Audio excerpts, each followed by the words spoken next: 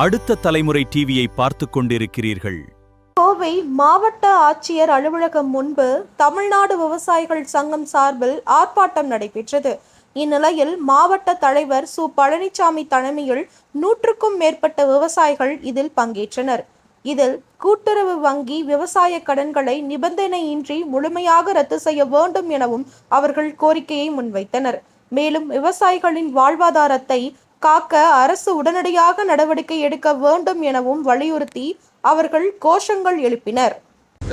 தமிழக முதலமைச்சர் ஜோசப் விஜய் அவர்கள் தேர்தலுக்கு முன்பு ஒரு வாக்குறுதியை வெளியிட்டார். விவசாயிகள் வாங்கிய முழு கடன்களும், குறிப்பாக 5 ஏக்கராவுக்கு உட்பட்ட அனைத்து விவசாய கடன்களும் நான் ஆட்சிக்கு வந்தால் முழுமையாக தள்ளுபடி செய்வேன் என்று முழுமையான வாக்குறுதி கொடுத்தார் முதல்வர் விஜய் அவர்கள்.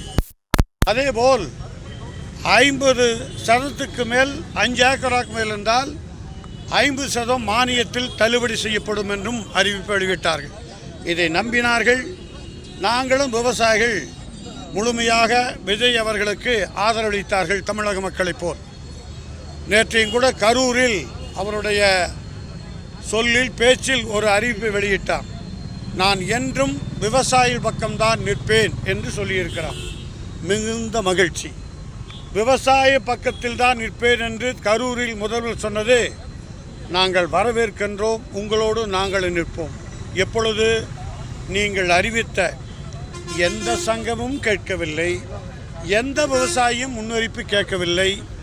முதல்வர் சொன்னதை செய்ய வேண்டும் என்று கேட்டுத்தான் தமிழகத்தில் விவசாயிகள் இத்தகைய போராட்டத்தை கையெழுத்திருக்கிறோம். இது அரசுக்கு எதிரான போராட்டமாக காவல்துறையை கருதிவிடக்கூடாது. இப்போ நடக்கிற போராட்டம் என்பது ஏதோ தமிழ்நாட்டுக்கு விரோதமாக, ஆட்சிக்கு வந்தவர்களுக்கு விரோதமாக விவசாயிகளை யாரோ தூண்டிவிடுகிறார்கள் என்று சொல்வது பொருத்தமாகாது. இந்த விவசாயம் செய்வதில் எவ்வளவு சிரமம் இருப்பது உங்களுக்கு தெரியும்.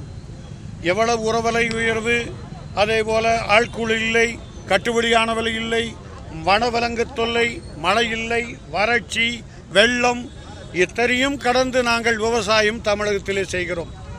விவசாயி பக்கத்தான் நிற்பேன் என்று சொன்ன நீங்கள், நாங்கள் உங்களை நம்புகிறோம். நீங்கள் இப்போ என்ன செய்ய வேண்டும் என்றால், அடுத்த பட்ஜெட் கூட்டத்தொடரில் விவசாயிகள் வாங்கிய கடன் முழுவதும் நான் சொன்ன அடிப்படையில், அதாவது விஜய் அவர்கள் முதல்வர் சொன்ன தேர்தல் வாக்குறுதியின் அடிப்படையில் முழுமையாக நிபந்தனையற்ற முறையில் நான் தள்ளுபடி செய்வேன் என்று முதல்வர் அறிவிக்க வேண்டும் என்று தமிழக விவசாயிகள் விரும்புகிறார்கள்.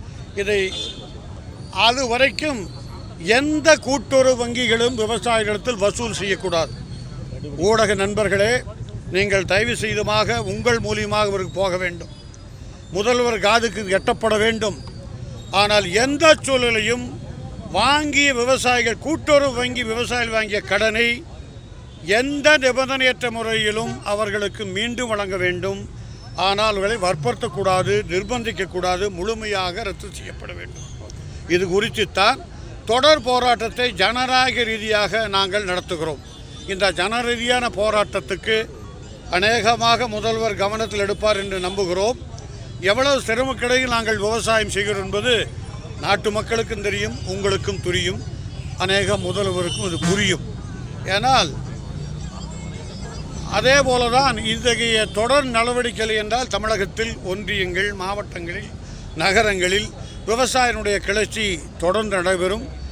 நாங்கள் யாரும் போராட்டத்தை தூண்டவில்லை. முதல்வர் சொன்னதை நிறைவேற்றுங்கள் என்றுதான் விவசாயிகள் இந்த நேரத்தில் கேட்கிறோம். அநேகவே நம்புகிறோம், நிறைவேற்றுவார் என்று நான் கேட்கிறோம்.